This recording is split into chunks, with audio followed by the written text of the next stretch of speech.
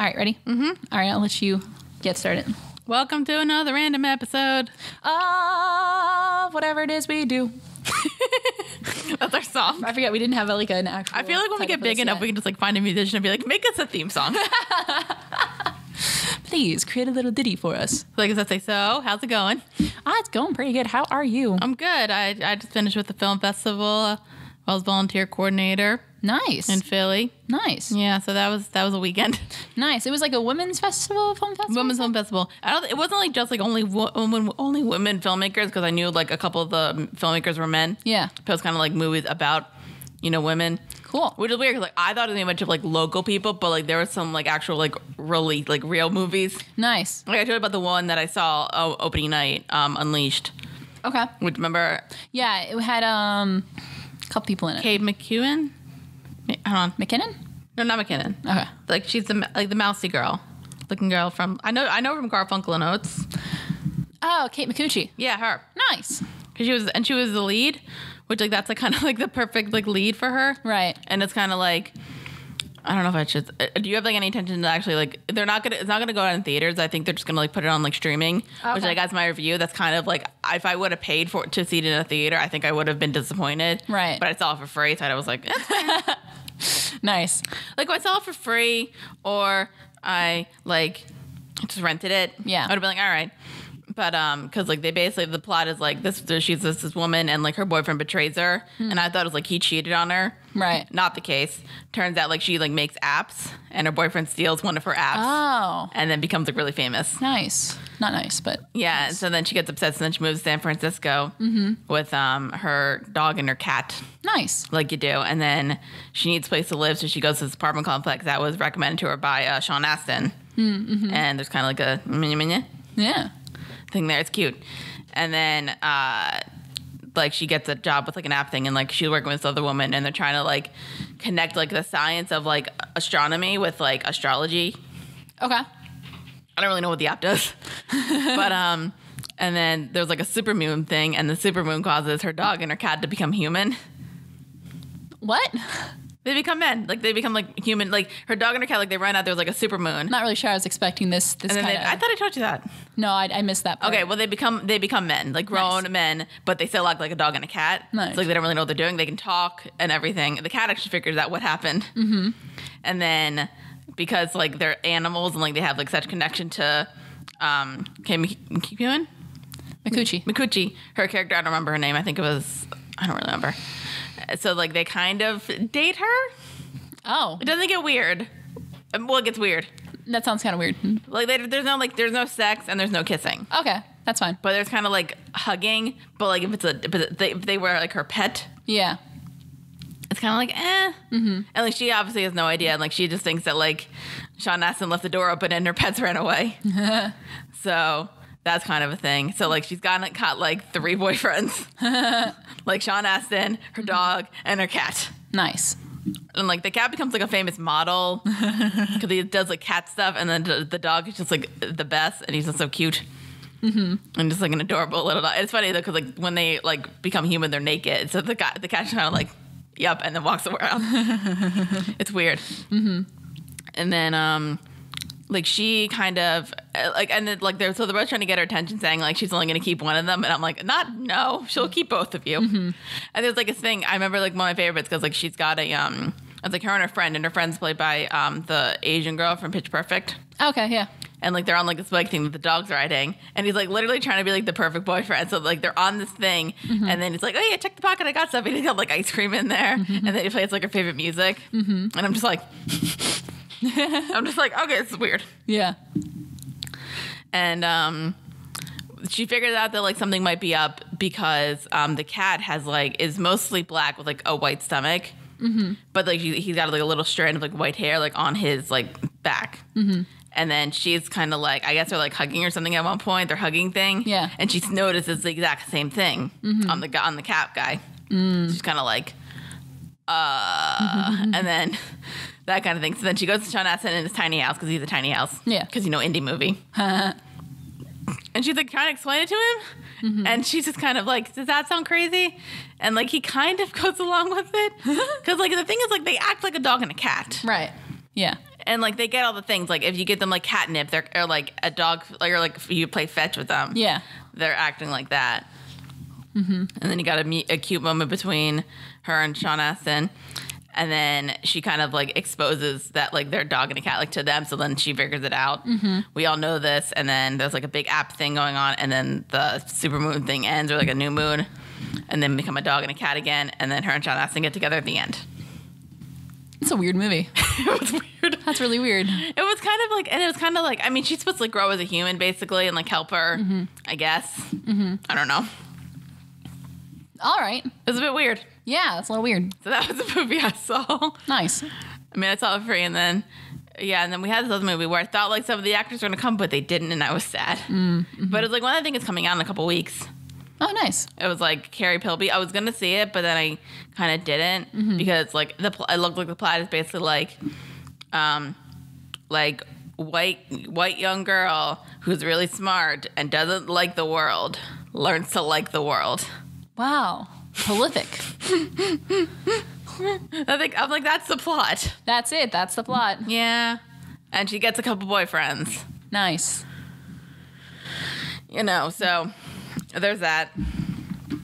But, and then also we were talking about the Oscars were a while ago. Yeah. Yeah, they were. Which, we don't really want to talk about the Oscars because I thought they were fine. Yeah, they were fun. It happened Except a for while the ago, too. ending. Yeah, that was a shit show. That was insane because like literally like I'm the type of person like and the show was running late. It was like midnight when they like first announced it. I know. That was so funny because we were messaging each other. Yeah, we were messaging each other the whole time and it was like midnight, and like usually for me like if it's like really late Yeah. and it's like the second they announce like the best picture winner, I'm like, all right, I don't really care about the speeches, I'm gonna go to bed. Yeah. So I do that. You message me. I will. Yeah, that was really funny because like I was about to fall asleep too, but I still had the TV on, and because I had like my timer on or whatever, and so I like leaned back, and then like the thing happened, and I like shoot up.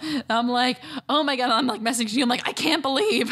Yeah, and like for a second, because like I thought like I did think you were joking. Yeah. But I didn't want to like just say that you were joking. I went to look for evidence, and then I did, and I'm like, oh god. Yeah, that happened. Yeah, because like I didn't care that if La La Land won. I didn't care. Yeah. I'm just like, who cares? Yeah. And then I watched the whole thing. Yeah. The video, and I'm just kind of. I felt bad for Warren Beatty. People were blaming him. It wasn't his fault. It was not his fault. He didn't even say it. He just kind of like led Faye Dunaway to the cliff. He was he was really confused, and he was like, And he even like explained it. I like the way he explained it. He was kind of like, "That's why I look confused. I wasn't trying to be funny." "Oh, poor guy." It wasn't. I'm just and like, but I mean, we're all kind of cool with it now. Yeah. And then Time has passed. Yeah. Did you see any of the other movies did you see any of them? I haven't seen any since. No, I know we talked about this one of our last random episodes about all the different Oscar films. I have not seen. Well, didn't you say you saw Arrival? Yeah, I saw Arrival. Yeah, we'll talk about that in a second because I've been wanting to talk to somebody. Oh, okay, good, awesome. So I've seen that, which I personally like. I was gonna write down like a top 10 list, but I forgot. And like I think that would be like my number one movie because I loved it so much. And then like I did have like a full top 10, and I'm kind of like I forgot a bunch of movies came out this year. Like I forgot Deadpool came out in Last 2016 year, because like for a while like Civil War was my number 2, and I'm kind of like no, but Deadpool I love Deadpool. So I good. watched Deadpool more. And then there's like the movies that like I feel like not a lot of people like really loved or like even liked really, but there's like one or two movies that like I really liked. Yeah. That like not many people did. Like I remember like the first year I made a top 10 list, it was like Snow White and the Huntsman, and then one year's Warm Bodies. Like I really like those movies. You like Snow White and the Huntsman? I really like I really like the movie. Okay. Don't judge me. Come on, it's like it's really ridiculous. It's just like it's so You're bringing up other topics I don't want to talk about too. All right. But anyway, so what was it? And then like also Hail Caesar, which came out in 2016, which I forgot about. That also I really like that movie. And then so like but I didn't end up making a list. But I saw La La Land. I feel like if I watch it again, I might like it more because I listen to the soundtrack and I'm like I really like the soundtrack. Yeah, the soundtrack's good. But like I feel like if I like it more when I rent it, that doesn't mean it's a better movie. It just means I probably shouldn't have paid to go see it. Actually, well, my mom, she just paid for it. It's fine. Right. And then I saw Manchester by the Sea. And I saw Moonlight. Nice. Oh, you saw Moonlight? I did see Moonlight. Is it good? It's really good. I still have to watch it. I really enjoyed it. I didn't think I was going to enjoy it as much as I did. Yeah. But it's kind of just like, I mean, it's like, it is like, You know, about this guy you see him like grow up and like he's like a black guy. Story, yeah. He's a black guy and he thinks he's gay. Well, he is gay, but like it's kind of interesting because like the guy who won the supporting actor role, he's literally only in like one act of the movie. Oh, nice. And like I kind of like the way like you see he's only with like the little kid. Yeah. Sharon, I think is his name. Mm-hmm. Yeah, and kind of like it's kind of like I think the like one evaluation of the movie is like how does somebody become a man or like what they see as a man. And like, so you see him. What's his name? Oh, Juan is his name. The Marshall Lee character. Mm-hmm. So you can see the way he is, and in the third act you see the way Sharon is as a man, and they're kind of similar. Oh, nice. So I kind of like that. Yeah. Yeah, cool. Yeah, I still have to see that. It's really good. Yeah, I highly recommend it. And then I saw Manchester by the Sea. That was the one that Casey Affleck was in, right? Which he won. Yeah, Best actor. Won for. Yeah, that. Oh my god, that movie was depressing. I hear so depressing. Yeah, like by the end, you're just kind of like, well, I'm gonna go slit my wrist. I'm good. Oh, Jesus Christ. Well, it's kind of like a story about like. He's this like guy. He's like sad and alone, and he just like does his job, except for when he gets drunk and punches people. Nice. And then he finds out that like his brother died because his brother has congenital heart failure, and then he has a heart attack and dies. Mm-hmm. And so he's got to like look after his 16-year-old son, who's actually also I think he got nominated. He was actually really good. Yeah, he did get nominated. And basically, like his brother named him guardian of his son because the mom is not dead but out of the picture, right? Because of reasons, which is in the movie, right. What else? And it's not that he doesn't want to raise the kid. Like he doesn't mind raising the kid, but like he wants to move him because he doesn't want to stay in this town. Right. And you're kind of like, dude, just like get over it. Like whatever happened to you, like you're just like a bum guy. Like who cares where you stay? Then you find out what happened. Right. And you're like, fuck. I get it. Like, yeah. I don't know if I should spoil it for you, but like, I think I read the synopsis, so I know what happens. What do you think? Doesn't shit went down, man. That's not like no, like you don't. So you don't know. His family died, right, or something. Kind of.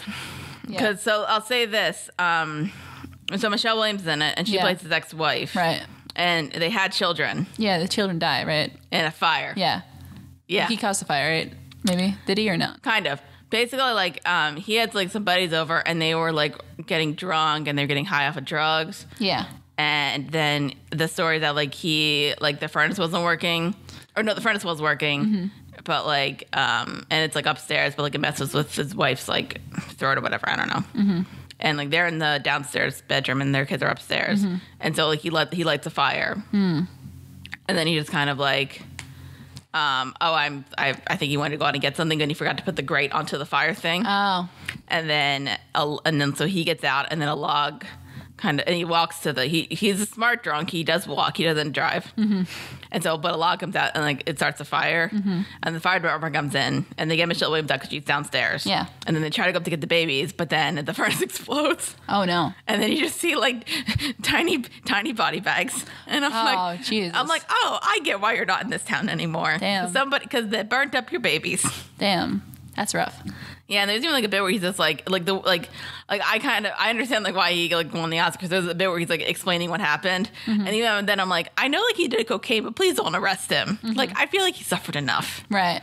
But like the look on his face is kind of like it's not like deadpan, but it's kind of just like sad deadpan. Yeah. And then he tries to kill himself because Yeah. Yeah. So that happened. Right. So that movie was depressing, and I never want to see it again. It's just like it was so like it was good. But like it was depressing, and so those are the Oscar movies that I saw. Nice. Yeah. So okay. So tell me about Arrival. I really liked Arrival. Yeah. I mean, I like aliens, so that's so. You want to talk about like plot points? Plot points? Because my favorite thing about the movie is that like they like give you all of these like plot elements. Like with like Amy Adams' character and like her family, and then like I'm like, okay, where's this going? And then it comes all together. They give you a lot of the information before you really know what to do with it. Yeah, and so you kind of have to be on the lookout for it early on. To really get it later, because it was really funny. Say by the way, spoilers for Arrival. Oh yeah, we're gonna spoil Arrival for you. Kids. We spoiled all the other. Well, I didn't spoil Moonlight for you, but still. Yeah, but anyway, so it was the really funny thing about Arrival is that I figured out the plot like 10, 15 minutes before my parents did. Oh, really? Yeah. So I figured it out pretty early, relatively early. Like as soon as like you could figure it out, I figured it out. Well, it was really interesting because it's one of the opening shots in like one of the opening scenes with like Amy Adams' character. It's like when she has the baby and like the way the camera pans down and she's wearing a wedding ring. And I'm like, okay, that's going to be part of the twist. That she was married? Yeah. Well, something about her being married is going to be part of the twist. And I wasn't sure what it was at first, but I kept that in the back of my mind. Like, especially like watching the rest of the movie and how it like plays out chronologically. Because I'm like, she's not mentioned she's married. So is she divorced? Or does this happen? And so, yeah. So I probably like at least 10 or 15 minutes before that happened, I was like, oh shit. Like that was a flash forward. Yeah. Yeah, it's basically all the flashbacks are flash forwards. Yeah, that was so good. That was so good. I really liked that. And then, yeah, it was just really funny because like just in the middle of watching the movie, like all I hear is, oh, there was like what? I'm like, you'll figure it out later. And then they figured it out. I remember telling my dad, I don't think he figured it out for a while and I had to explain it to him. I think he figured it out. Like my parents figured it out until like, you know, the end where they wanted you to figure it out. Like they that was the point where they're like, okay, this is it. Yeah. So that was really funny. I know like the guy who directed that is directing the new Blade Runner movie. The new what? The new Blade Runner movie. Oh, really? Yeah. Nice. So, you know, that movie could be good now. Yeah. And, but I remember because like my thought process was like the whole movie, it's like I saw the trailer and I thought like her daughter was alive. Yeah. And that like she was doing this alien thing and that like her daughter was alive and like was like trying to help her or something or even trying to figure it out kind of. I thought that with the trailer and then the movie started and then you got that whole thing of like she had a daughter and then the daughter died when she was like a teenager. Yeah. Yeah. Of cancer. Yeah. Oh, that was rough. Yeah, that was rough. No, the moment where they like show the daughter, and then like she's like bald from chemo, but like she's not bald. Like you can still see like that was rough. Yeah, that was too real. I was like, dang, that was too real. So then I'm like, okay, the daughter's dead, and then I assumed because I knew Jeremy Renner was in the movie, so I thought like, oh, maybe like. I honestly assumed that like Jeremy Renner was like the father of the daughter. Okay. But I thought it was kind of thing of like they broke up because of that, which can happen. And I thought like, oh, they're gonna like maybe like either get back together from this experience or they were gonna like learn to forgive like try to like cope with this together. But then they meet and it's like the first time they've ever met. Yeah. It's kind of like, okay, maybe like maybe this wasn't the father, but I assumed they were gonna like fall in love. And then and then everything happened. Yeah. I think it was like at the point where it's kind of like when you figure out like the future stuff, I think it took me like a little bit of time to put everything together. I think the moment I figured it out, like definitely was there's like, they were doing one of those like flashback, flash forward moments. And it's like the daughter, she's like playing with clay, I think. Yeah. And one of the clay figures is the alien. And I was like, oh, do you remember that part? Yeah. Yeah. Like that was the moment I think where I was like, oh, like I 100% figured it out. I think that was the moment. I'd have to rewatch. I think for a while, like I thought it was just kind of like, I think for a while, like it needs to seem like before, like I finished after I finished the movie and I thought this, and then I kind of like looked back and I'm like, no, that's it. Like I thought it was kind of like the daughter thing was the flash forward thing, but like she knew the daughter was going to die because of some kind of like disease like the family had. I thought that, and then I'm like, oh no, wait, these aliens are just giving her like future images. Yeah. And it's kind of like this whole thing of like, I like the message basically saying like, it's kind of like the slight message of like, it's better to love and loss and never love at all. Yeah. It's basically the thing of like, yes, Amy Adams knows everything that's going to happen. Like she's going to fall in love with Jeremy Renner. Yeah. They're going to get married. They're going to have a kid. Then the kid's going to die. Yeah. It's kind of like, do you still want to live with that? And then she's kind of like, yeah, I still want to live with that. And then obviously, like, you know, the reason Jeremy Renner left is because she told him. She told him, and he was like, that was bad She choice. probably should have made the wrong choice. I would say probably she should have mentioned it to him, but then probably like the big thing would have been like, maybe then we shouldn't have a kid. Yeah. So I felt like she wanted the kid, so like she knew she couldn't tell him. Yeah. So like, I get it. Yeah. So because one of the lines was, oh shit. Hold on. I was sad if we weren't recording during that whole thing. That like just stopped. Oh, okay.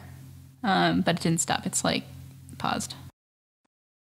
All right, ready to jump back on? Yeah. All right, we had everything there. It just like it stopped, but it saved everything. So we were talking about Arrival. And we were talking about Arrival. I just don't remember what point we were at. I think we were talking about the plot twist and like how we knew it was the. I don't know. We're talking about like how like I think the message basically saying like, would you like want to? Oh yeah. like, even if you knew everything that was going to happen in your life, would you still want to live it? Right. And I think most people would say probably, like, yes, because, like, yeah, like, you're going to have, like, that horrible experience of, like, your child dying. Mm-hmm. But you also have all the experiences with your child and with Jeremy Renner. Who doesn't want to be a Jeremy Renner? It's a very good point. Mm-hmm. It's good. Cool dude. I was wondering if I thought, like, Jeremy Renner probably should have got nominated for an Oscar. Because he was really good. His character wasn't, like, a huge character, though. I know, but I think it's, like, different from, like, because usually, like, Jeremy Renner's kind of, like, the snarky or, like, evil guy. Yeah. Even, like, when he's a good guy, he's snarky. And this time he's kind of, like, the nice, considerate guy. He was a math nerd. Still a little snarky, though. He was a little snarky. He was just Jeremy Renner, though. Yeah. I like Jeremy Renner. Yeah. But yeah, I mean, I'm glad that Amy Adams, maybe not. She didn't get nominated. She didn't get nominated? No. Oh, she should have been. I know. Amy Adams needs an Oscar. Please give that woman an Oscar. She is the female Leonardo DiCaprio. Honestly, though. She needs an Oscar. She's been nominated, I think, like 5 times. Yeah, something like that. It was like, so Junebug, Doubt, The Fighter. American Hustle? American Hustle. I thought there was one more. Yeah. Maybe. Now I'm curious. Talk about stuff. But, yeah, she definitely should have gotten something for this movie. She was really I know she got a Golden Globe nomination. Good, but she should have... No, I agree. Over... I mean, I know. Stone? Like, come on. Yeah.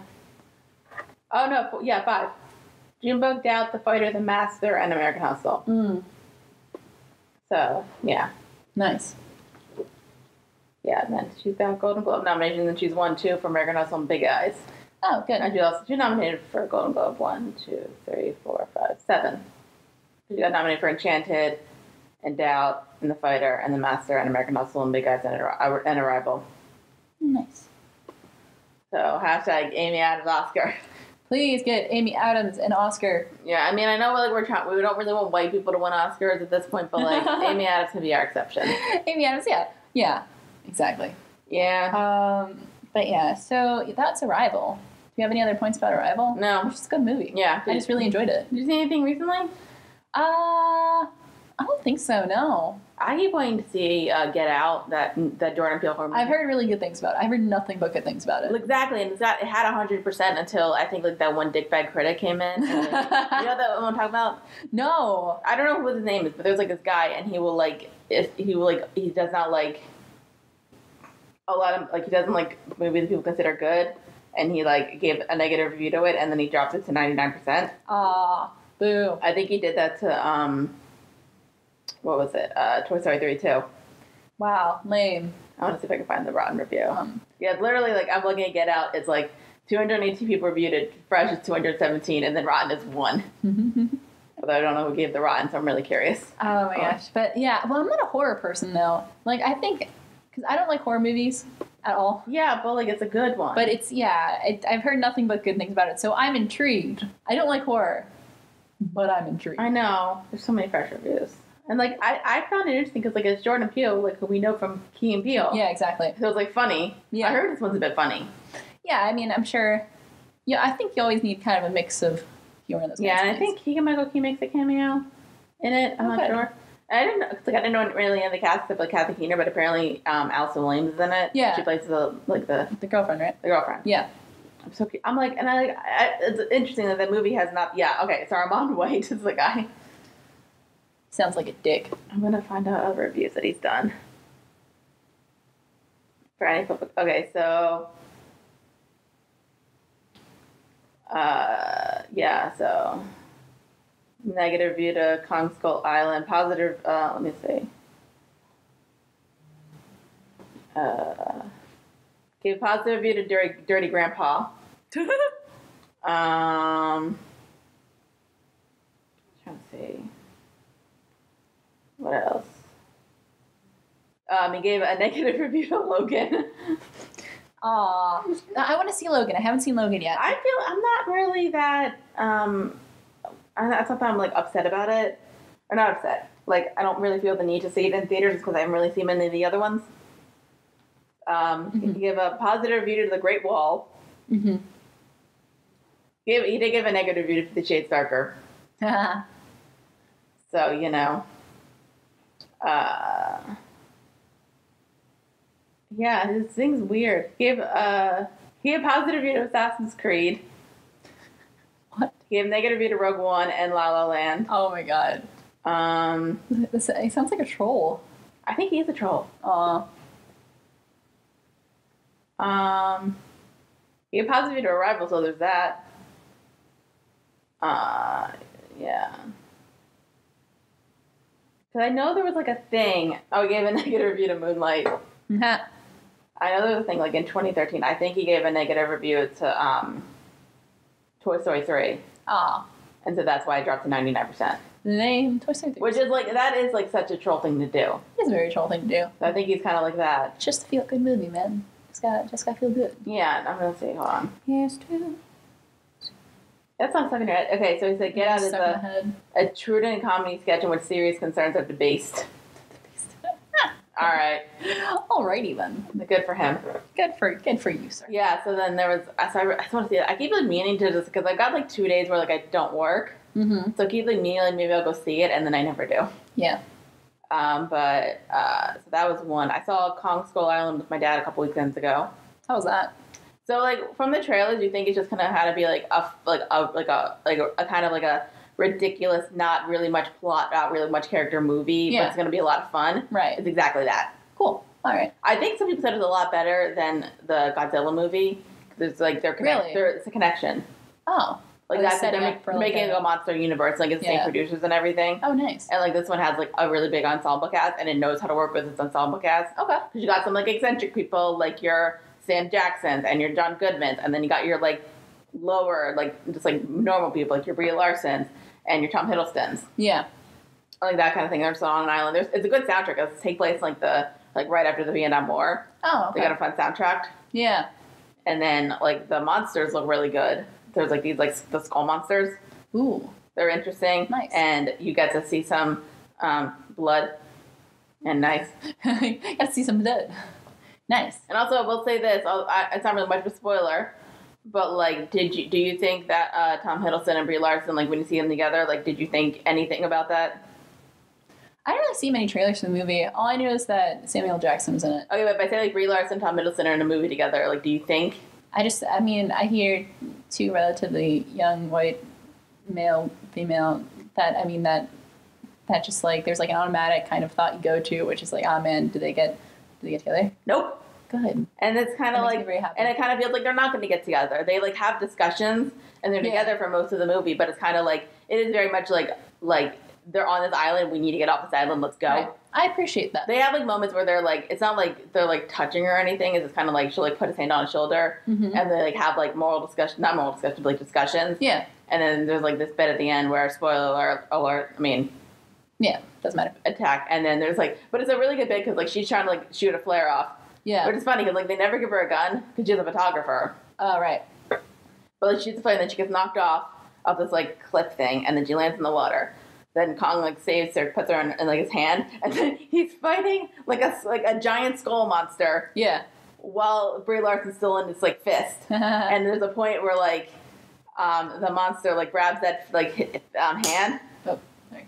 And like puts it in his mouth, and you're kind of like, oh my god, and like I'm like poor Brie Larson, and then she gets out of it, and then like she lives. Nice. And like they do like have a hug, but it's kind of like it's not like a romantic hug. It's like I just survived this hug, like we're good hug. Right. Good. So like I like that. I'm like, yay, no romance. I appreciate that. I don't know if it's gonna be later on. Who knows? I could see it. But like a sequel in the movie? I told you, Monster Universe. Well, yeah, but like I don't know actually. It doesn't mean with the same characters. Though. Yeah, and especially if that's taking place in a post Vietnam War, and like the Godzilla movie was more modern day, if I recall correctly. And there's like John C. Reilly's in it, and he's fairly eccentric. Yeah. And then Toby Kebbell's in it, and he's good. Nice. Yeah. And people die, and they get like stomped on or stepped on by a monster. And there's like, have you ever heard of the movie Cannibal Holocaust? No. You never heard of that? No. Okay, well, I've never actually seen it, but it's like it's a weird. It's kind of like a found footage kind of thing, except like from the 70s and cannibalism. Ooh. With like a tribe thing. And there's a bit in the movie that was like really controversial in real life. So it's like this like woman, and she's like on a pole from like her mouth down to her ass. It's like all the way through her. Oh, And the moviegoers actually, not the moviegoers, but like the director got in trouble because they thought they actually murdered this woman. Like they thought it looked so real that they thought they actually murdered this woman. So like, and they got arrested. So then the woman had to come in and be like, "No, I'm alive." So there was a bit kind of like that. Yeah. In Kong Skull Island, there's like this guy, and he's got this. It's not like all the way up him, but he's got a pole just like shoved through his like head. Ooh, yikes! It was insane. And then I had like a topic discussion because I was thinking about it. Yeah. So, and when you brought this up with Snow White and the Huntsman, because like, so I really like that movie, and you're just kind of like, eh. Yeah.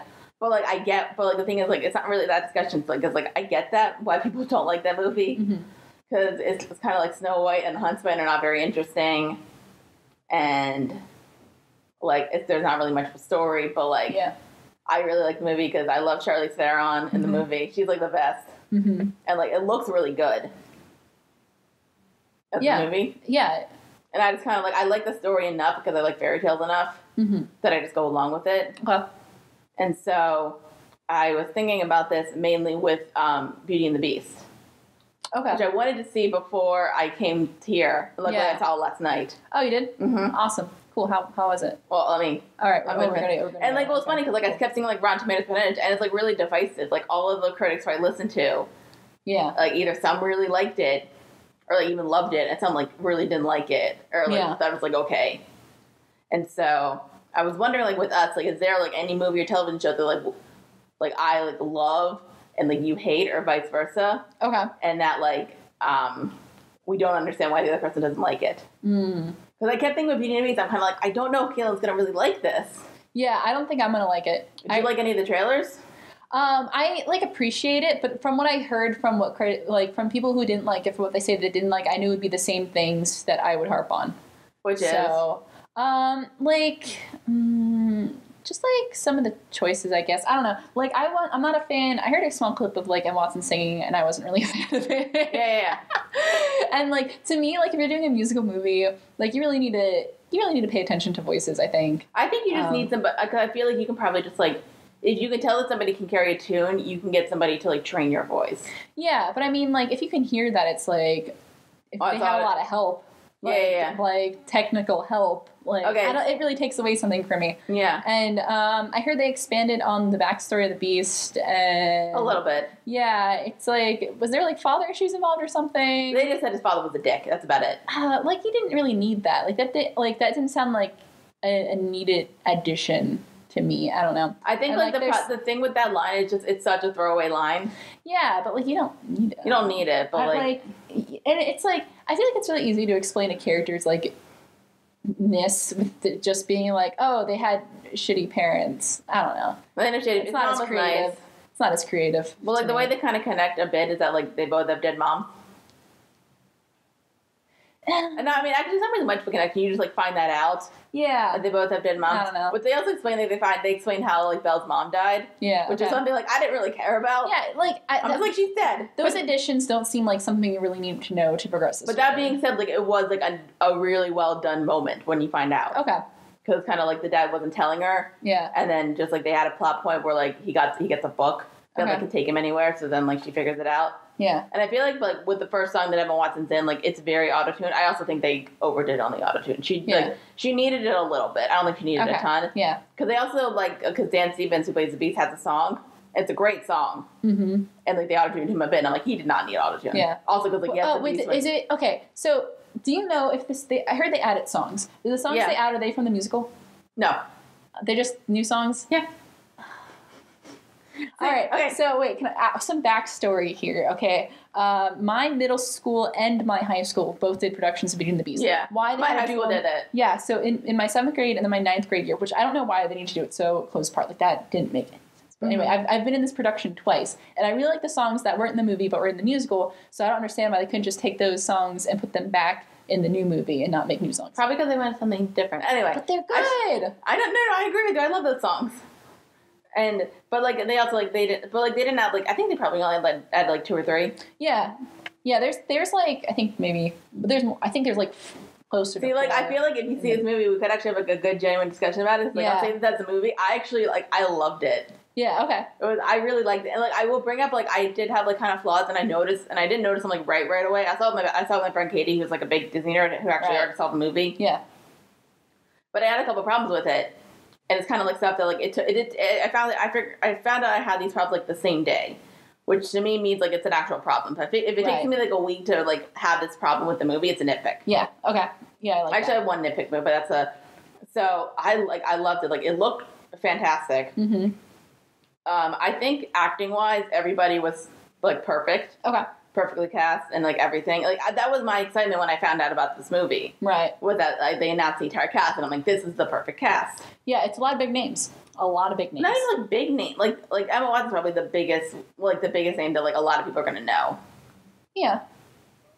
I guess. Yeah. Like kids and adults would know. Like a lot of us, like I knew a lot of the adult people, but like not everybody. Yeah. Not all the kids would know. Okay, all kids know Emma Watson. Right. Yeah. And she was like the weakest performance singing wise, but she wasn't a bad singer. And I'm kind of like, you could tell because like obviously like if you listen to the animated version, the key is a lot higher, and they lowered it for her, which I don't mind if you have to do that because I'd rather you like.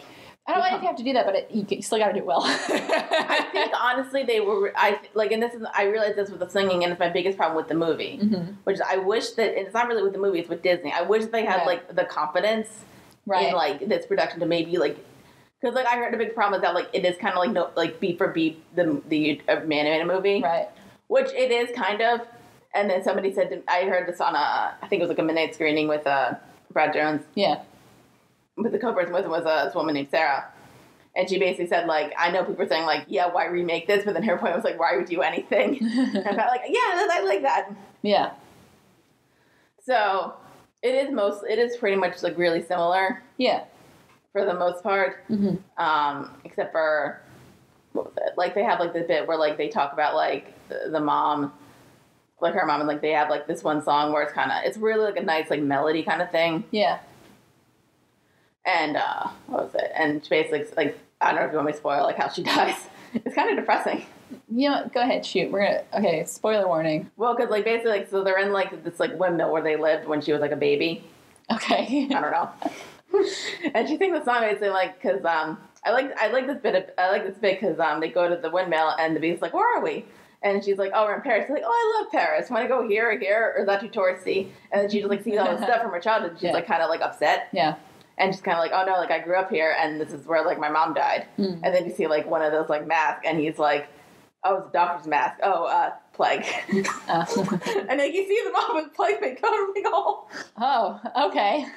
And so so her father's kind of overprotective, and so like I mean like and everybody gave a great performance. I think somebody said like they felt like Emma Watson was like a bit like she looked bored. Yeah, but like the way like she's like acting like not really. I thought she did a really good job. Okay. My problem is like some people were comparing her to Hermione, and I'm like guys. No. Again, like and I do think she gave the weakest singing performance. Right. But also like her and Dan Stevens like were not known for like musical stuff. Everybody else like had done musical stuff. Like I know like Luke Evans is like not like well known for it, but I know he's been in musicals before. Right.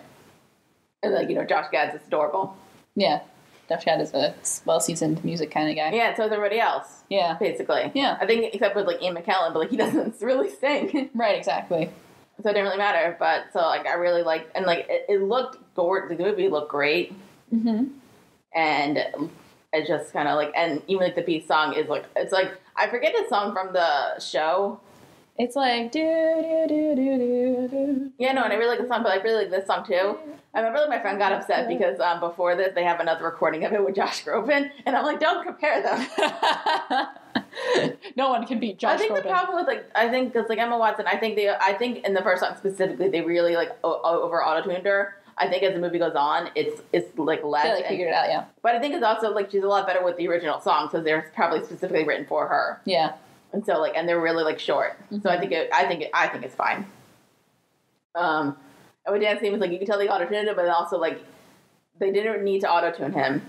And also he's got like his Beast voice. Yeah. Which is different. Yeah, it's different. Like it's like a character voice. Yeah, like and I heard him like do it like I've heard the version of him like without it, and he sounds good. I think they did not have confidence in these two people who were not known for musical theater, so they're like, we got to auto-tune them. Yeah. They didn't have confidence in the movie to do anything super different. Well, alternatively, I think Disney could have more confidence in casting unknown actors who are very talented.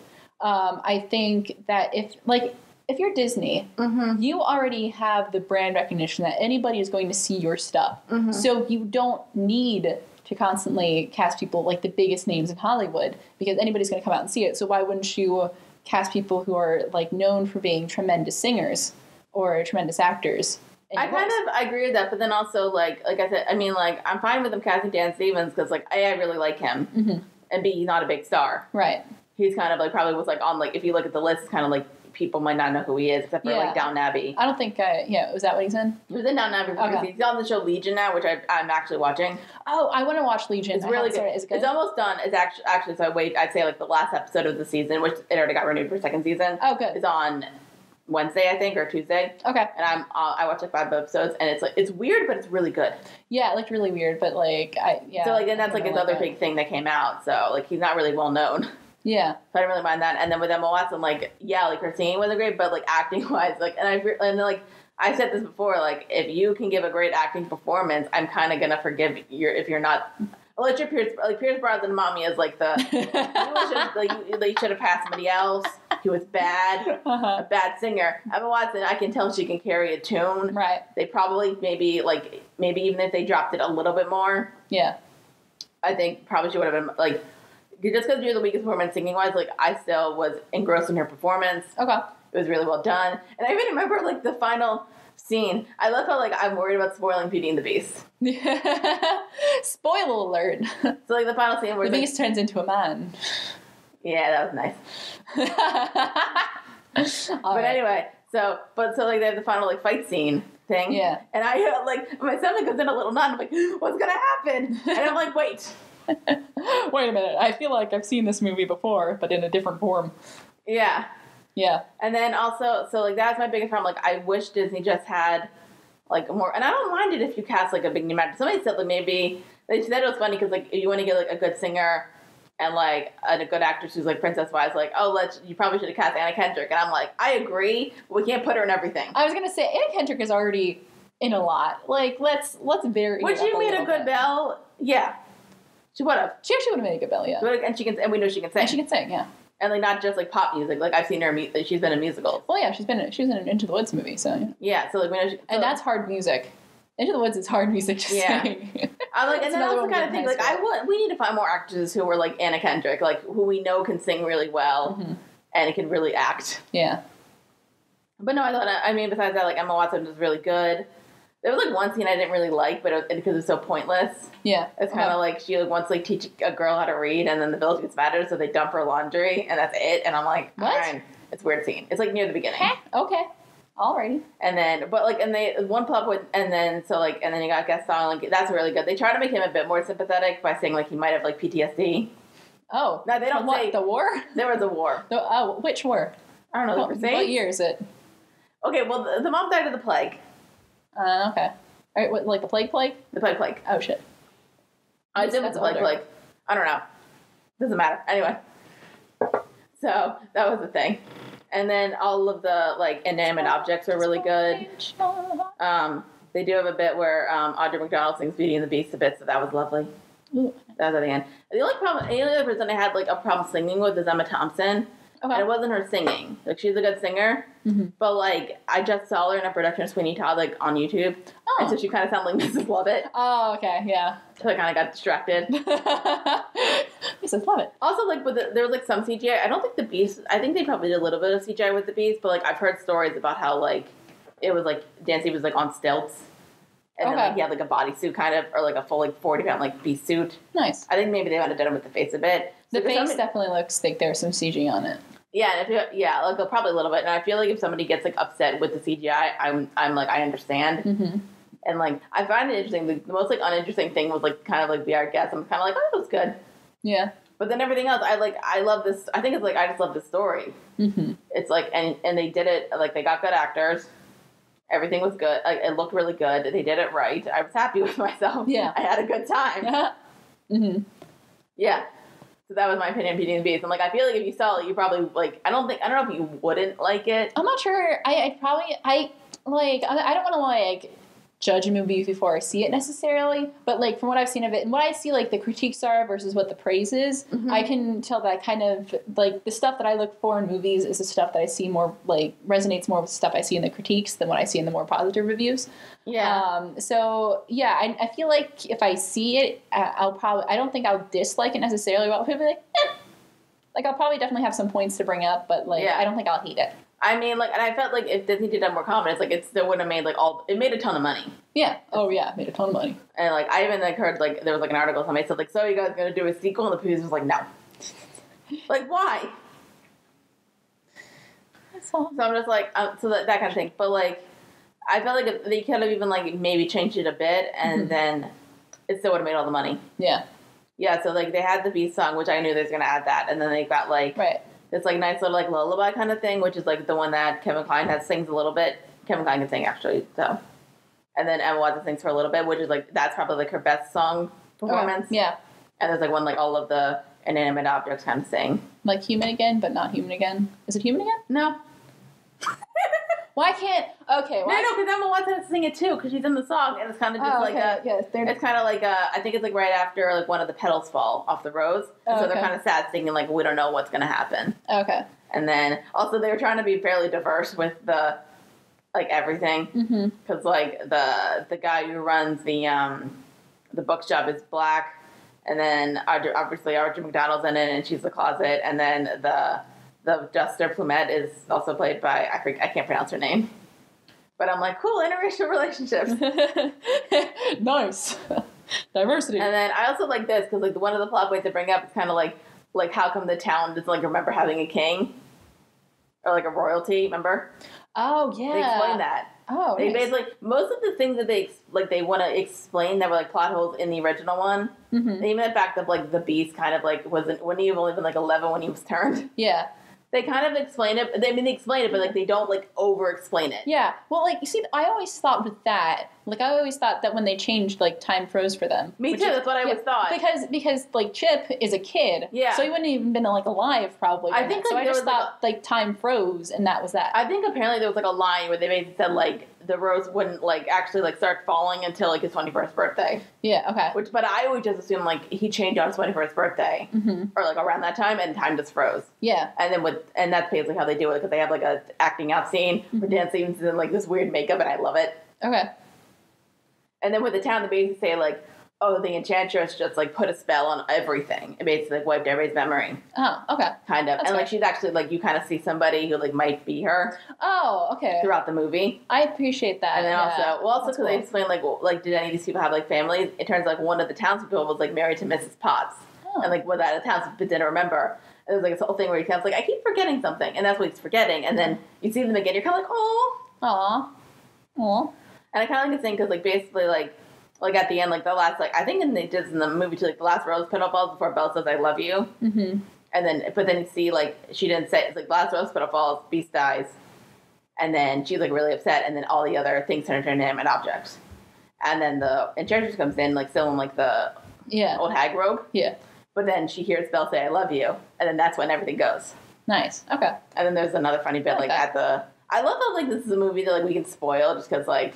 Yeah. It's a tale as old as time. I like how you did that. That's good. I mean, yeah, but so then there's, like, this one... Like, it can be. I will say, like, I liked all of Belle's clothes except for the last dress and, like, the ballroom scene because it's not the yellow one. It's just something different. Yeah. Because they explain, like, it makes sense, but it's not that good looking. I don't like the yellow dress. Really? I saw pictures of it. Why? It's just like, you know, a fine dress. It's nothing special. It doesn't look like the one from the original movie, and which was very pretty. It just kind of. But that one looks pretty ordinary too. And like at the bottom, there's like some like nice like lace thing. It's cute. It's ugly. I liked it. It's ugly. It's fine. It's ugly. I will stand firm on that one. All right, fine. I find it's fine. It's not like. But even, like, in the cartoon, like, it's just a dress. Yeah. No, but I mean, like, it's such an iconic dress, though. And I don't know... It's a yellow dress. No, but... No, there's a difference between a yellow dress, and if you see that dress, you know what that dress is from. And I think it's so iconic to change it up as much as it was changed up. I think that... I don't like that choice. I don't think that was a good decision. It's just kind of like a plain dress with some ruffles on it, and there's, like, a little bit of lace at the bottom. Or, like, not lace, but, like a design. It's cute. I don't mind it. Mm. It looked good on her. And then, but they have like a ballroom scene, and like they're all like dancing and stuff, and it looks like kind of nice. Mm-hmm. And there's like a scene where like Dancy is kind of like, because she's like noticing something, and Dancy's like, what? And she's just kind of like, everything about growing a beard. And there's like this one weird thing, and it's like not right, but I liked it. He kind of makes like a growling kind of thing, and then you hear him growl. I found it hilarious. Again, I really like Dan Stevens. I want a Dan Stevens kick right now. Mm-hmm.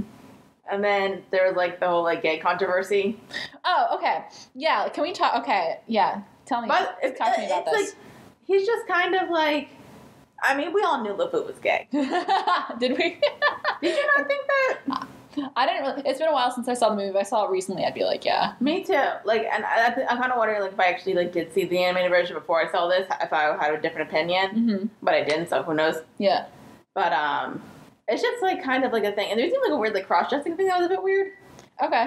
But like LeFou just kind of like whenever he does the guest song thing, his thing is like wrapped around like guest song around his arms, and he's like, too much. It's like, yeah, and then he's going, and then like there's a point where like he kind of like changed sides because he realized the guest song might be bad, and like talked to Mrs. Potts, and I love it, Mrs. Potts, like, you're too good for him. It's like a little thing, like he's dancing. It's like the final scene, he's dancing with a woman. And then a guy interjects, and it's like a second. Yeah. And that's it. Yeah. Okay. Yeah. This is what is interesting to me, because I've actually seen that scene because it was 3 seconds. Because somebody was like, "All right," somebody was like, "This is the moment that they were talking about." It's like nothing, and that's fine. But like the weird part for me, this is interesting, is when we're talking about gosh, I lost my train of thought. We're talking about like, because the thing was like, oh yeah, there's going to be like a gay moment in the film. Like, isn't that great, people? Like, isn't that cool? And like representation, isn't that cool? And I'm like, my thought process here, I'm like, that's fine. Like, whatever. But to play that off as like people celebrating it for being like a like representation, I think is not good. In the sense that I think people especially people who specifically look out for different types of representation in film, and people who are in the gay community are really always looking for representation in films and stuff, right? Yeah. And so at that point, and that not necessarily they'll latch on to any kind of representation, but there's so little of it that if you put just like a little bit out, they'll be like, it gets celebrated. And I don't like that, in a sense that it shouldn't, like, it's kind of like asking for breadcrumbs. You know what I mean? And so it kind of blew up a little bit, I think, news-wise. They're like, it's a gay character, everybody! It's a gay character finally in a Disney movie! And everybody was so excited. But to have so, like, little of it actually be in, it's kind of, there's a weird mixed kind of feelings there, I think. In the sense that, like, yeah, that's cool, but it wasn't like a thing. It was like a thing, but it wasn't like a actual big thing in the movie. People just made a big deal out of it in real life. So, does that make any kind of sense? No, I agree with you. I mean, like, I don't really think it's a big deal. I think it's, like, the fact, like, it's Disney and they don't usually do it. Yeah. But, like, there was, like, the whole, like, people, like, actually banning it, and, like... that was stupid. My friend Katie, like, told me that, like, there was, like, a student, like, who wasn't allowed to see the movie because of it. Yeah. Well, because it was blown up so much. Like, it was because people, like, nobody had to say anything. It just had to be, like, nobody had to make any kind of anything. Because it was... because it was like one of the producers made like an offhanded comment that was like, oh yeah, there's like a small gay moment, it's like really nice, and like, but people took that and like ran with it, and I think it blew up to something bigger. But I don't really blame Disney for that. I blame the media for that. Yeah, no, I blame the media for it too. Well, I kind of blame both sides. I blame the media for blowing it up and for people for being like, yay, gay representation, when it's like really nothing. And I also blame Disney, not for this example specifically, but for people who make movies who put out so little like diversity and representation throughout their films that when you give people that little sliver, they'll take it and run to the hills with it. Yeah. You know what I mean? Yeah. So I'm like, so really what I'm asking Disney, all right, Disney, I'm going to talk to Disney right now. Disney's listening. Disney, we need to have a heart-to-heart here. Just put more gay people in all of your stuff, like all of it. Just all of it. Yeah. Thank you. That's all I had to say. The end. So yeah, like overall, like I really like being. I mean, if I watch it again, I don't know if I'm not gonna go see it again in theaters just because I don't need to. But like, I'm also like, I kind of realize this kind of like for a while, I'm kind of like, because like, and this is how like we're different, which kind of brings back my topic of like, is there anything that like we do totally differ on? Yeah. Which is that like I like animation, but like I don't like love it. I'm like, it's okay, and you like love it. I'm definitely and I'm the person, and I heard this on a review with like One of Us.net where Chris Copy said like I feel more emotion if it's like a live action thing than an animation thing, and I'm like I agree with that, like, and that's kind of thing. So like, is this because I was thinking like, is there any like Disney movie like I don't like go out of my way to watch a Disney movie? Like I probably haven't seen Frozen since like it came out, right? But like I'll go out of my way to like I'll go out of my way to see a live action movie. Right. Okay. So that's kind of my thing. So back to the discussion. Do you think there's anything out there that like one of us hates / loves and vice versa, and we don't understand why the other person doesn't like it? I don't know. Like that's something I have to think about for a while. And I feel like that will definitely come up somewhere, but I can't think of it right now. There's got to be something, definitely. I feel like if you saw Beauty and the Beast, like that might have been an example, but like I don't know if it would have been that big of an example because like it wouldn't be huge. Like it wouldn't be like a love versus hate kind of thing. It would be more like a like versus like a eh. Well, for the most part, then, like, it's kind of like a thing of, like, for the most part, like, when somebody says, like, I don't like something, I understand why they don't like it. Right. Like, I don't know. Wait, do you like Napoleon Dynamite? It's been a while. Because I've seen it, like, I don't think I ever saw did I ever see all the way there? Maybe once. But it's more something I see in, like, segments. And I'm pretty neutral towards it. Oh, man, I hate that movie, so. Really? I hate it.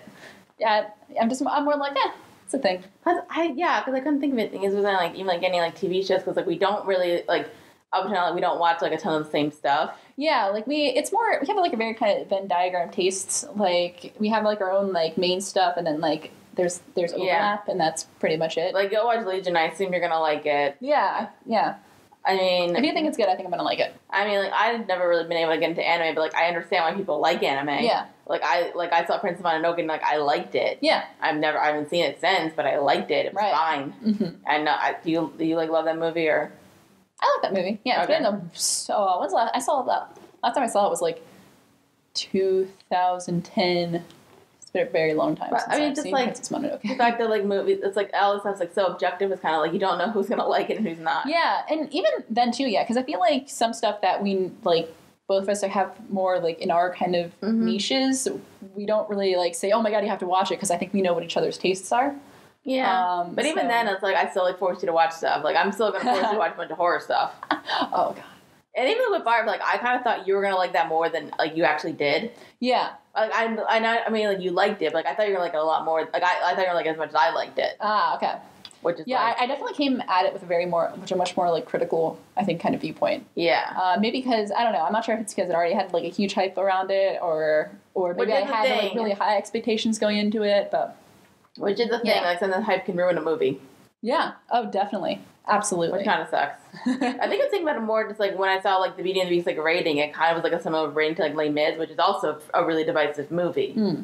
Like, I went with that. I love Les Mis, the movie. I really do. But I know people, like, who don't like it, and the ones who do, which is interesting, because I think the people who, like, didn't really love Les Mis also didn't really love Beauty and the Beast. Okay. I think people are just more upset because, like, oh, this guy's such a bad director. He directed the last 2 Twilight movies. And I'm like, that does not count. No. Does not count. Oh, my gosh. That doesn't count. No. I don't count Twilight. I don't even count if you directed a 50 Shades movie. It doesn't count. Because, like, this guy also, he directed Dreamgirls and then he wrote Chicago, which people love. I don't love Chicago. I like Chicago. It's fine. And I haven't seen Dreamgirls, so I don't really have a thought on that. But still, like, are we really going to leave Twilight against him? He probably only did it for the paycheck. Let's be real here. Because there's some movies that kind of have to be made. He did do The Fifth Estate, though, which is, like, that weird movie with Benedict Cumberbatch who played Julian Assange. Oh, yeah. So. Yeah. So that was, like, right after Twilight. You probably need to, like, get back into it. Get back in the swing of things. I think I directed something else, but I don't really remember. Hold on. I'm looking this up. Yeah, so I think I read, like, one article where somebody said, like, are you guys thinking about doing a sequel? And they were like, no, why would we do that? Yeah, all right. We directed a movie called Gods and Monsters, which I don't know what that was. He directed that, probably because it's by Ian McKellen's in it, but he directed that, like, Sherlock Holmes movie that, with Ian McKellen. Oh, yeah, okay. Yeah, which I heard is really good. Yeah, I've heard good things about that. I haven't seen it yet. So, there's that. I think it's a good I said this movie looked great. Oh, I forgot to have my nitpick about it. Oh, yeah. Because, so, like, like, in the animated movie, like, it's kind of vague on, like, how much time they're spending together. Yeah. Because, like, the seasons go by. Yeah. which is like which is kind of nice. The fact that like it's not just like a 3-day romance. Exactly. Like they're It's they kind of mess it up a bit for like a tactic, which I don't mind it. Okay. The tactic basically they make it so the castle is like constantly winter.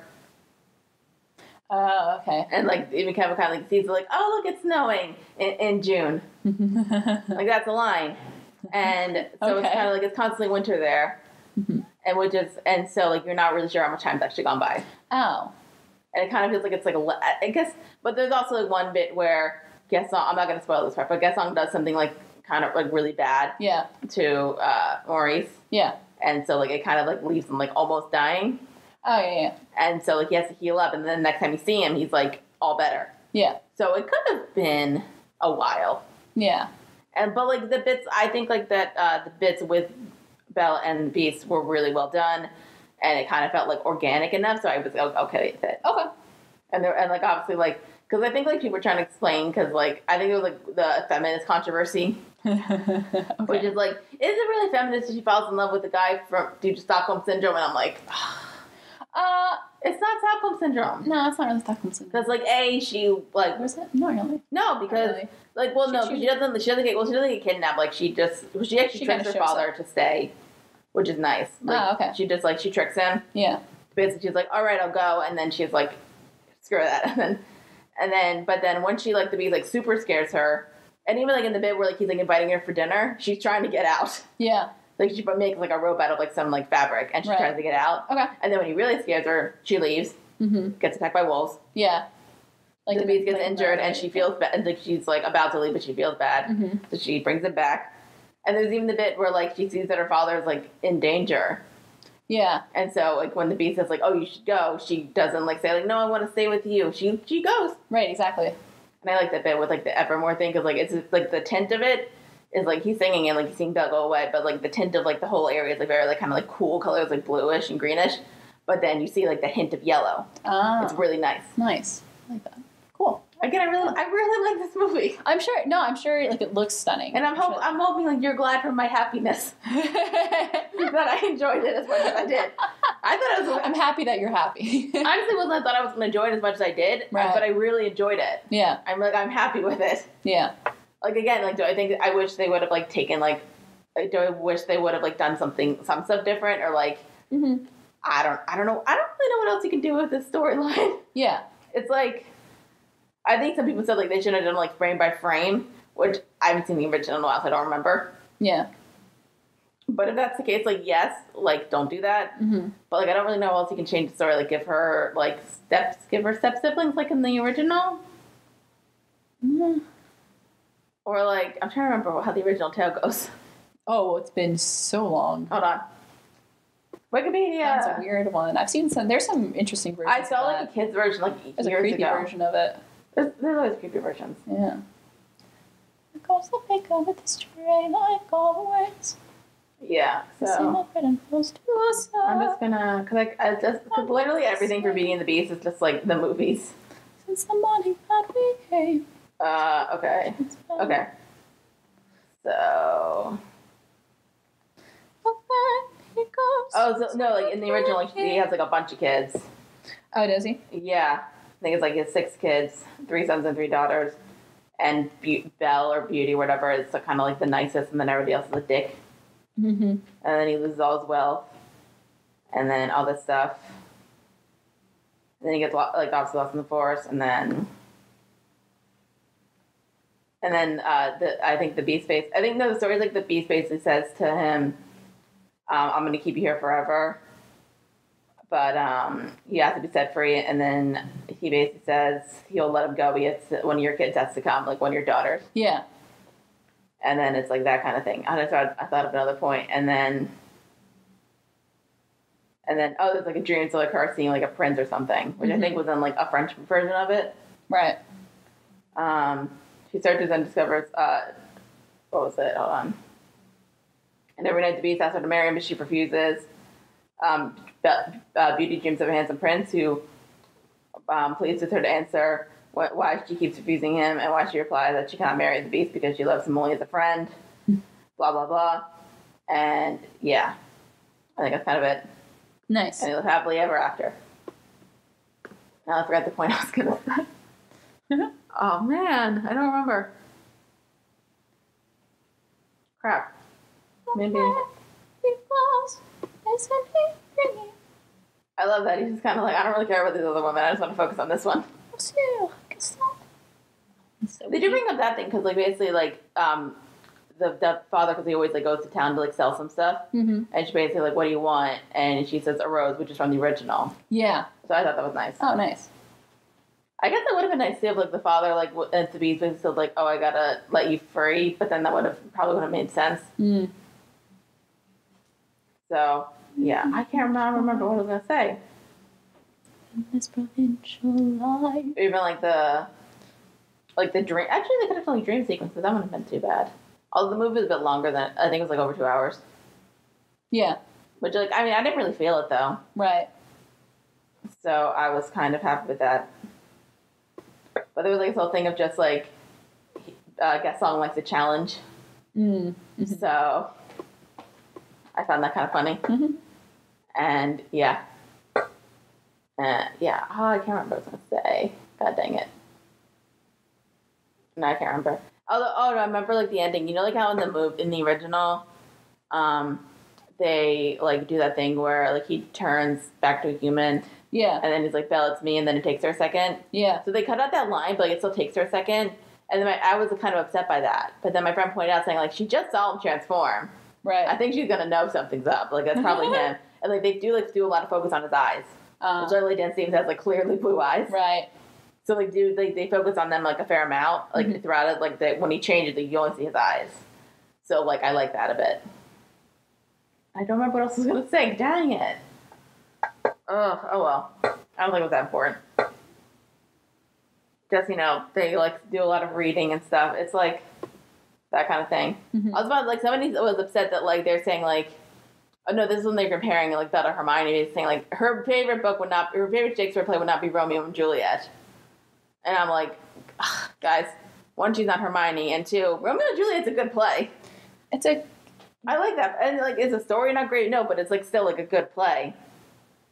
I'm just saying, I like it. It's not as good as Hamlet, but like also, I don't know if you can bring up Hamlet. Yeah. And that's probably one of the better ones. Right.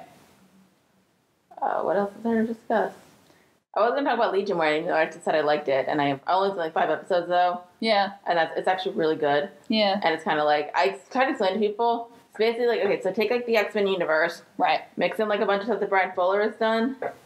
Mix in like A Clockwork Orange, a bit. And then you got Legion. Nice. That's so weird, but like, it's like good, and it's kind of weird because like seeing Dan Stevens like a family movie, and then you go to Legion, which is not family friendly. There's not a ton of sex, right? It's just kind of violent.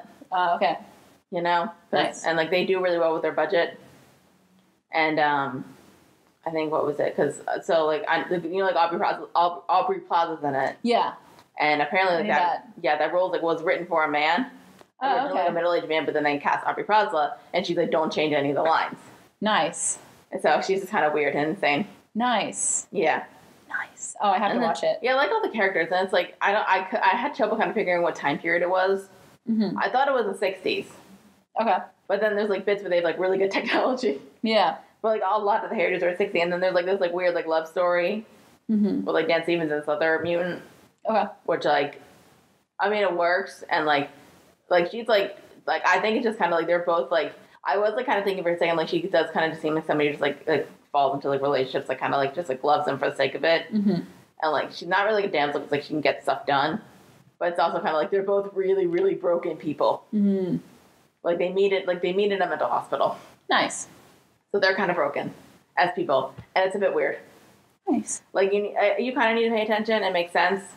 Right. So I'm with my friends basically like that's what you need to pay attention to. Where it's like she like watches like The Flash and stuff. You don't really need to pay attention to that. Right. By the way, I need to watch that musical episode. Oh, yeah. Did you hear about that? I heard about the musical episode. I don't know. Well, I think it's crossover between The Flash and Supergirl. Yes. And the thing is, so like Darren Criss is playing the music maestro. Ah, nice. And I think the way they did it is that like they just get knocked out and get into like another dimension thing. Right. So Darren Criss obviously can sing. Grant Gustin, who plays The Flash, and then the girl who plays Supergirl, Melissa something. Yeah. We're all Glee. They can sing. Nice. I think, and then a couple of the cast members were, I know like Victor Garber's in the Legend of Tomorrow. Mm-hmm. And then the one guy in Flash was in Rent. And then John Barrowman's in Arrow, and he can sing. So they got a lot of good singers. Nice. And I heard like some reviews, and my friend said it was really good. She said like some reviews said it was like the best musical episode they've seen since Buffy, which is like considered the best. Oh wow. And I really like Buffy, so you'll watch it. We'll see it. You'll see it. No, I've seen it too many times. And like I even said to her, like, can I watch this not having really watched any of the show? And she's kind of like, as long as like you kind of know the basics, you should be okay. And there's a guy who can go fast. Well, like, I mean, like the fact that they could jump to different like worlds and stuff, and I'm like, yeah, okay. Right. Yeah, because there's a whole bunch of interdimensional weird stuff in that. Yeah, and like it looked like kind of like they were like kind of got knocked out, and the Music Master is a real villain. Yeah, I knew that. I just know like because I think he was in the animated series and it was MPH. Wasn't Batman the animated series? I think he was played by MPH. Harris, yeah. And this time it's kind of like I'm kind of like I'm cool with this.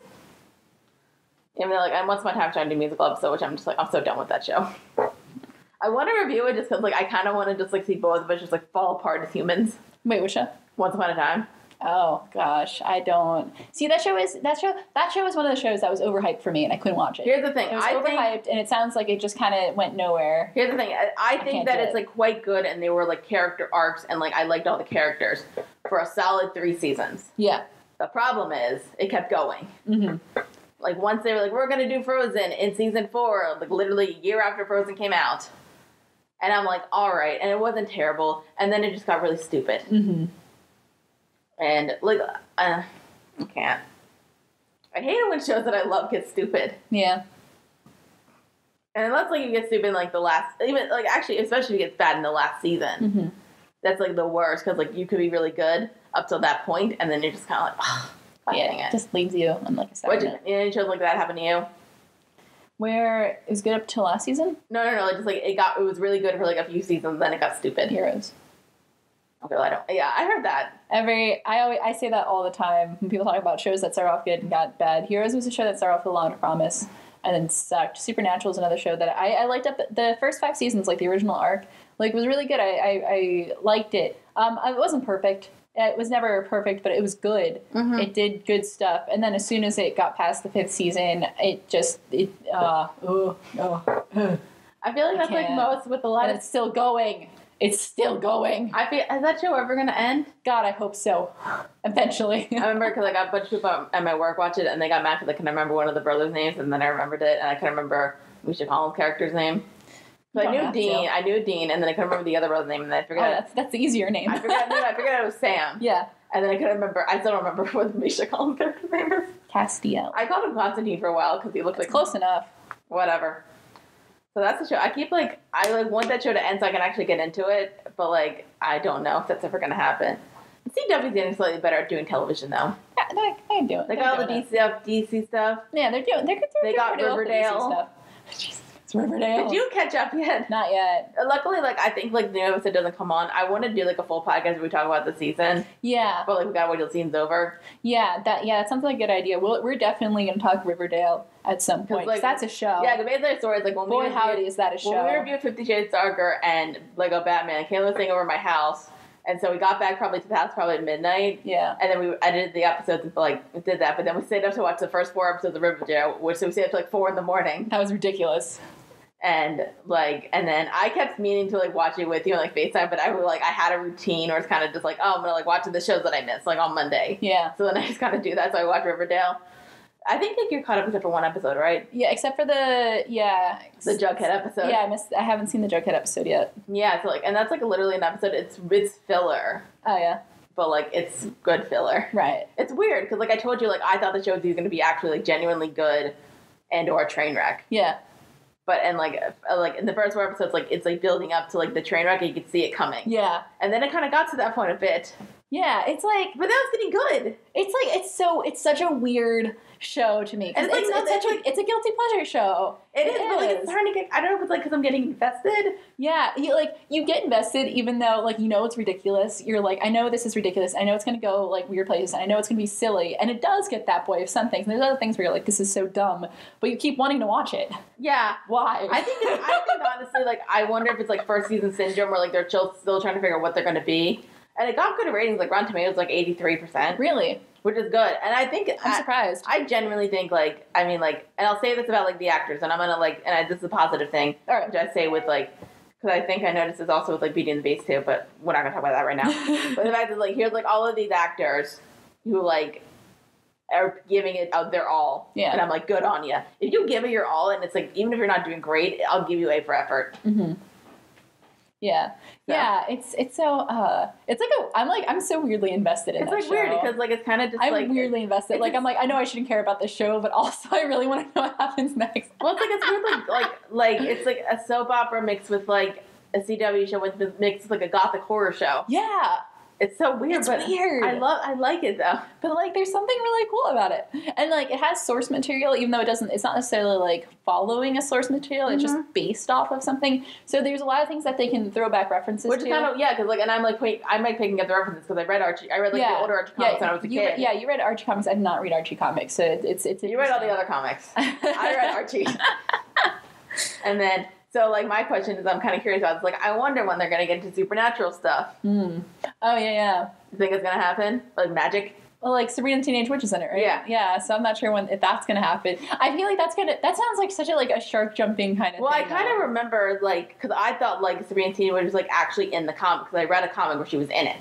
Yeah, she was in one of the comics. I think. I don't know if she was like fully in it because like she has her own like storylines and stuff. Yeah. So I think it's kind of like the company made the comic. Yeah, it's like the same like people. They probably do like crossovers and stuff. Yeah, they did. No, because I read a comic strip of it where Sabrina the Teenage Witch was in it. Yeah.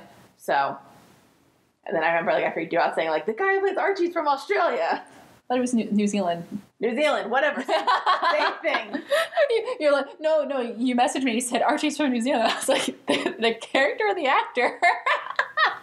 Like the actor. I was like, I saw an interview and I'm like with the Chemical Sprouts and I'm like, that's not American accent. Oh, cool. Nice.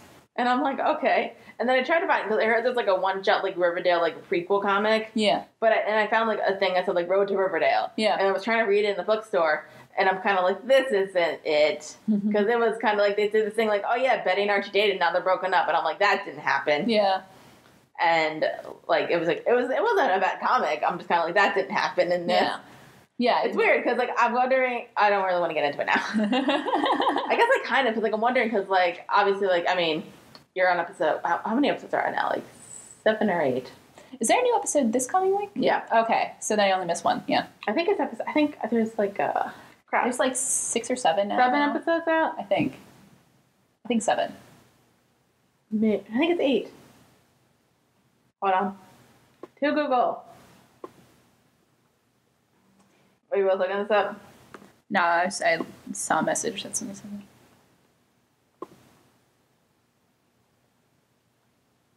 Oh no, there's 7. You're right. Bam. Okay. So yeah. I guess I was wrong about okay because like the beginning like they kind of had like the love triangle thing between like Archie, Betty, and Veronica, which is like the main point of the comic. Yeah, But then they kind of like divulged from that, which I'm fine with. Yeah. And like put Betty with Jughead, which again I'm fine with. Mm-hmm. But it's kind of like a thing where like I even heard Andre the Black Nerd comedy say that basically he doesn't think it's going to go well because of the plot line and also because like when they got together, Betty was not in a great emotional state. Yeah, exactly. I feel like it's going to be like the relationship where like it's going to be like on and off. Yeah. But I feel like at the end they're going to be together. Okay. That's my feeling. Mm-hmm. So, and then I don't know, Archie and Valerie's fine. Do what you do. Do what you do. Just do your thing. Do what you're gonna do. Yeah, so I think that's our Slate Talk Riverdale, which we'll talk more about when the season ends. That's gonna be really fun. Because that's gonna be ridiculous. Oh my god. That whole show's ridiculous. I wonder what's gonna happen in season 2. Like, are they gonna like know what they're doing a bit more? Who knows? I'm excited it got picked up for another season. Yeah, me too. But they didn't overwhelm. I wish like every show would be at least guaranteed 2 seasons. Yeah. Because then like the first season's not gonna be great because they're trying to figure out what they are. Yeah. And then season 2, like if you haven't figured out what you are, I'm like, all right, you can cancel it. Yeah, exactly. So that's kind of my thing. Mm-hmm. What else is going on in the world? Who knows, man? There's lots going on. I'm just wondering, do you have any random points to say about life and entertainment? Ooh, entertainment? No, I'm pretty solid on entertainment right now. Not a lot's going on. We're kind of in that time of year where most of we don't really have like a lot of movies either. going on. Yeah, I mean, well, we're not really at blockbuster season yet. Most of the shows that I've watched have ended. Yeah, kind of, especially things are like starting and ending, coming back up again. So I mean, Game of Thrones is coming out in June, so I gotta wait till that. oh, nice. And I think that's about it. I'm watching Big Little Lies though with my mom. That's almost done. Which one's that? The miniseries on HBO. Okay. With Reese Witherspoon and Nicole Kidman and Shailene Woodley. Oh, nice. It's good. I like it. But I mean, I'm kind of weird because like it's like one of those shows like I heard a lot about and then it premiered and then I didn't hear anything about it. Mm-hmm. Same thing happened with Legion, but like Legion's actually really good.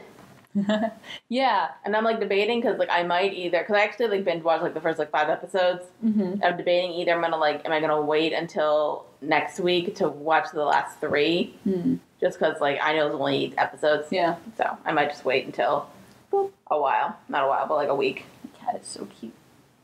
She is cute. Big old fat cat. Anyway. Yeah. So yeah, I I think think that's it. yeah. I mean, we have like an hour and 20 minutes. So Hooray! yeah, we talk for a lot. All right. Yeah. Well, keep watching our shows. Find us on Twitter at Witty Close, Facebook.com/Witty Close Productions, YouTube.com/Witty Close Productions, and wittyclose@gmail.com. Yes. And I think that's it. And just keep watching for True Action Fan Reaction. Yay. Yay. Bye. We have fun. Bye. Peace. Peace.